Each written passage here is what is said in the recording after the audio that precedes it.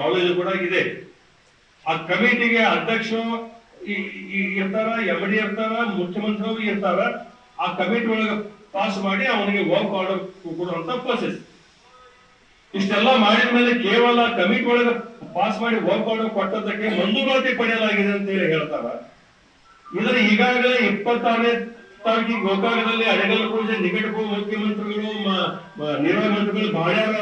ಅವ್ರ ಹಕ್ಕು ಚುಟ್ಟಿ ಆಗ್ತೈತೆ ಅನ್ನುವಂಥದ್ದನ್ನು ನಾವು ಮಾತಾಡಿದ್ದೀವಿ.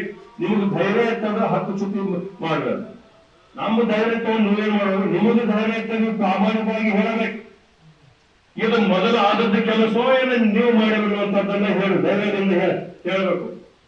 ಯಾಕಂದ್ರೆ ಈಗ ಮದುವೆಗೆ ಯಾರು ಕೇಳಿದ್ರೆ ನೋಡಾಕತ್ತಲ್ಲ,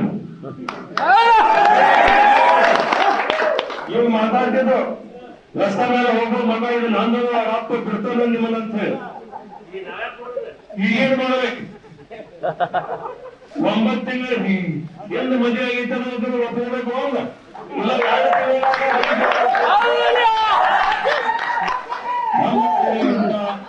ಹಾಗೆ ಉತ್ತರವನ್ನು ದಯವಿಟ್ಟು ಕೊಡಬೇಡಿ. ನಿಮಗೆ ಶೋಭಿತವಲ್ಲ.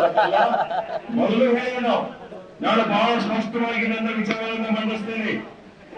ಇಷ್ಟೆಲ್ಲ ಮೇಲೆ ಮಾನ್ಯ ಮುಖ್ಯಮಂತ್ರಿಗಳು ಮೊದಲು ಮಾಡಿದಂತ ಮುಖ್ಯಮಂತ್ರಿ ಕಾಮಗಾರಿ 1481 ಕೋಟಿ, ಮೊದಲನೇ ಹಂತವಾಗಿ 896 ಕೋಟಿ ಮಂಜೂರಾತಿ. ಅವೆಲ್ಲ ಕಿಸ್ಟನ್ ಸಂಕ್ಷನ್ ಮಾಡ್ತಂತಂದ್ರಂತೆ. ಅವರು ಬಹಳ ಗಟ್ಟಿದ್ರು ಕೂಡ ನಾವು ಕೈ ಮುಟ್ಟಿದ್ದೀವಿ. ಇಂಥದನ್ನ ಮಾನ್ಯ ಮುಖ್ಯಮಂತ್ರಿಗಳಿಗೂ ಕೂಡ ಇದು ಶೋಭೆ ತರುವಂತದ್ದು. 2.5 ಲಕ್ಷ ಕಾಲಾವಧಿ ಇದೆ.